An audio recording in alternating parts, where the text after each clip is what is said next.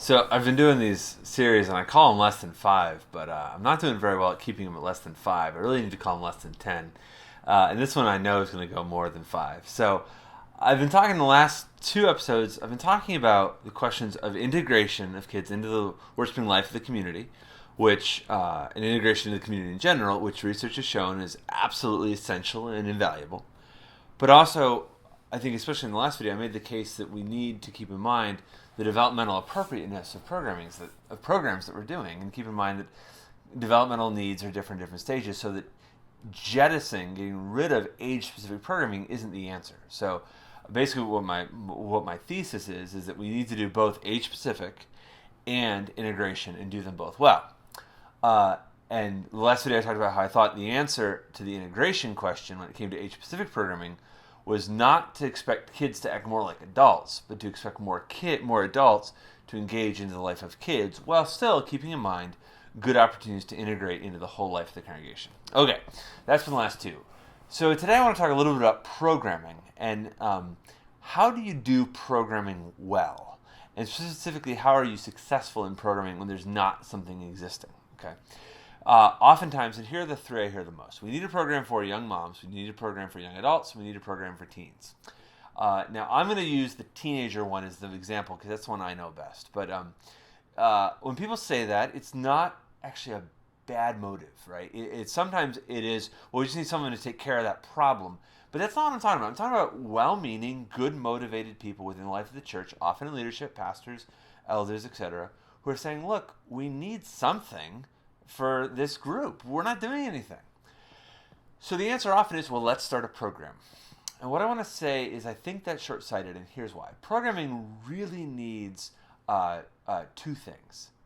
It needs a draw, in other words, a purpose, a reason for being there, and it needs a critical mass. And to get to a critical mass, you've got to have a community to draw from. Right? So kind of structure that out a little bit. You need a draw or a purpose to have a program, and then you need a critical mass or a community to draw from who will attend that programming if you're going to do programming well. Now, I'm not against programming. The church I served for 10 years, we did a programming model for our middle school and high school.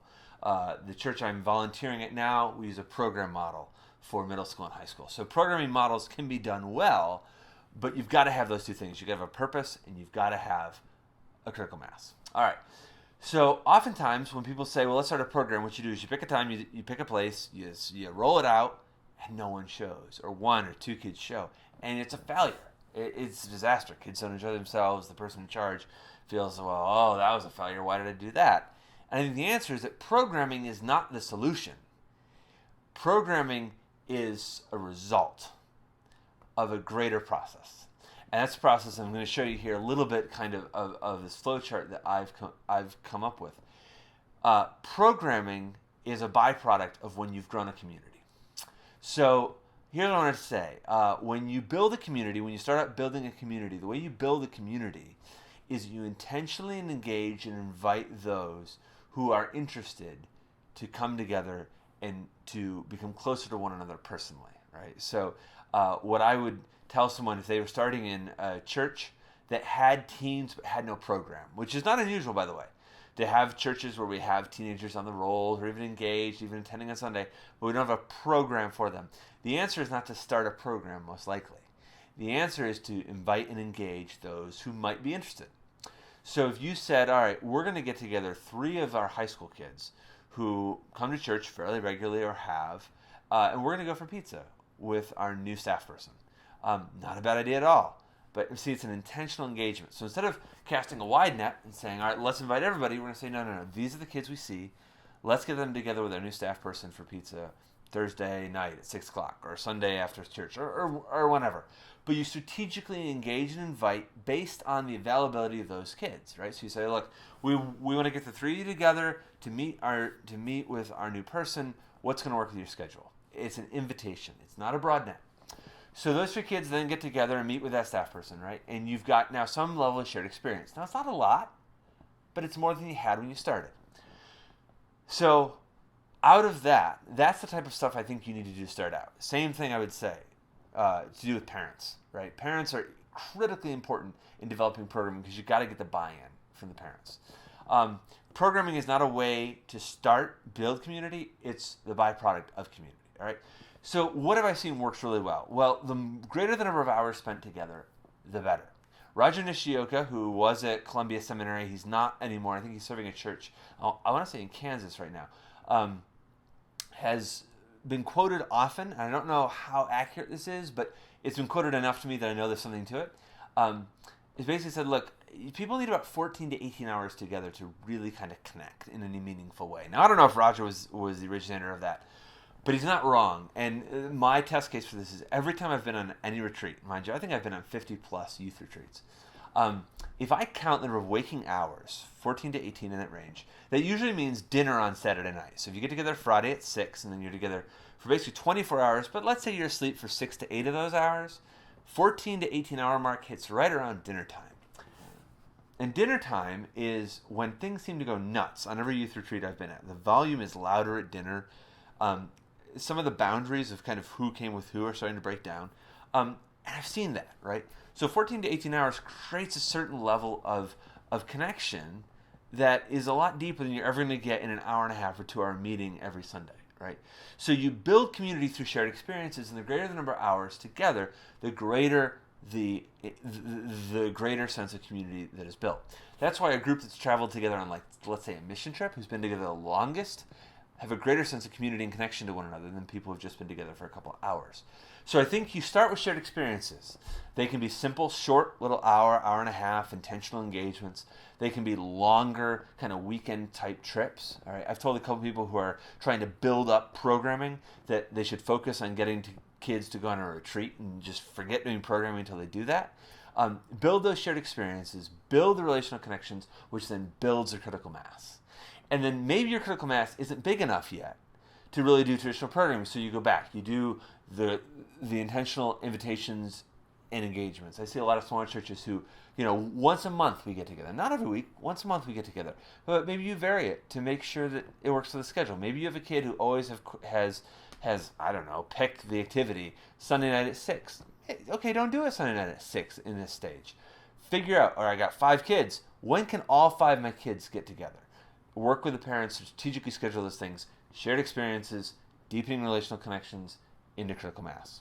So when are you ready to do a program?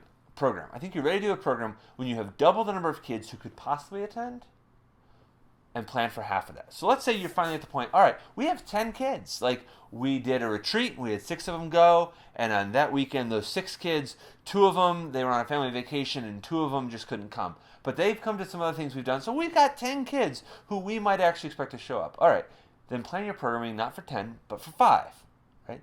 5 is actually a really fun number to do a group with because it functions like a small group. There's a lot of small group curriculum and programs out there that I love. Function like a small group. So if you have 10, plan for 5. I've seen the same thing. If you've got 20, plan for 10, right? If you've got 30 kids who could possibly come, I'm not talking about kids on the roster from families you haven't seen in forever. I'm talking about potential kids who could come. Pick the number of kids and have it, right? You got 10, plan for 5. Got 50, plan for 25, right? Don't plan for 50. You're just setting yourself up for failure. Always plan for kind of half the number of kids that you would expect to show up. Again, the church I served, to go back to, we had about 65 kids on an active basis who I would expect might show up on Sunday night. So I planned a model for 30. Now, if we had 40 or 45, which was about where we normally were, it still worked, but it felt kind of full, right? So if I knew, just for example, that I had 30 kids on my active roster, planned for 15, and I'm going to do small group discussions, I'm not going to plan to have 3 small groups. I'm going to plan to have 2. Split into a group of 7 and a group of 8, because then, all of a sudden, let's say that night, you do have enough kids. You have 22 kids show up. You go, oh, we had planned on doing 2 groups, but hey guys, so many of you showed up, we have to do 3 tonight. We have to do 3 small groups tonight. Little wins like that create an environment where you plan for a smaller number of kids than you think you're going to have. Give you the flexibility that when more kids show up, 1, it's a win. You get to say, hey, look, we only planned to have 6 of you tonight, but now 9 of you have showed up. It plans for a win versus over planning and saying, well, we got 30 kids, let's plan for 30, and then only 20 show up. All of a sudden now it doesn't feel as full. It comes down to things like how many chairs you set, the room you meet in, how you structure your time, right? All those things.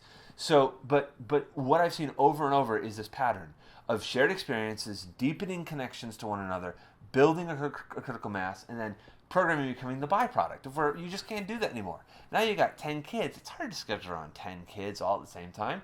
Okay, well, let's plan a program, but let's plan a program for 5. And then if 8 kids show up, hey, we only planned for 5, but we've got 8. Let's kind of retool things a little bit. So programming, I don't think is the problem. I think programming, though, is the byproduct of community building. So the last thing I'll say about community building, because I know I'm over 5 minutes by now, is that to build community, you have to set leaders free to do it. It's really easy at session meetings to be like, hey, youth group hasn't met. What are we doing with a staff person? Well, what this staff person is doing is this and this and this and this. And absolutely, asking staff or volunteer leaders to document what they're doing if we're allocating funds and time toward them is totally appropriate. But we need to give them the freedom to say, look, I have scheduled 5 things this month where I've met with kids one-on-one or 2-on-1 and 3-on-1. I've done 3 meetings with parents, or I've taken 2 moms out for coffee, or I met with 2 dads, or showed up at this kid's sporting event. Documenting that stuff's totally appropriate, but expecting it to look programmatic early on. And I'm not talking, 2 months, 3 months. I'm talking 6 months sometimes to a year to really develop a critical mass that makes doing a program worth it is not at all unusual. I told people in your first year, just build that relational capital so that when you launch a program for, let's say, 12 kids and 6 come, that you can say, look, we've built this from no kids coming at all to having 6 kids coming. So we need to be sure in leadership to set those leaders free to experiment, to try new things, to allocate their time and resources into building community. Community building is hard. It's hard work. It takes time, and you can't rush it. But to set those leaders free to do that well. So to just kind of recap, I think our flow needs to be all right, we need to build community. You build community through shared experiences. That results in deeper relationships. That helps grow your critical mass, and programming then becomes the byproduct.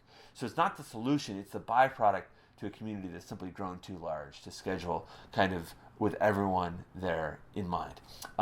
I've talked to people who have come into churches where there was no youth program, where whatever, something had happened or they just hadn't done it for a long time, and they spent years doing this stuff, slowly building shared experiences, building community, building critical mass, and then over time we're able to grow a program. Where I've seen it flop the most is where people started with a program and then had it just not succeed, and then ended up everyone just kind of felt defeated. So again, to kind of recap, if we want a program, fine, but have programming as your goal, not your method. Your method needs to be community and relationship building through shared experiences. So hope you found this helpful, and I think this is probably going to be the last of this series on kind of integrating kids. It may come up with a 4th, I don't know, but I hope in some way that you found this helpful. Take care.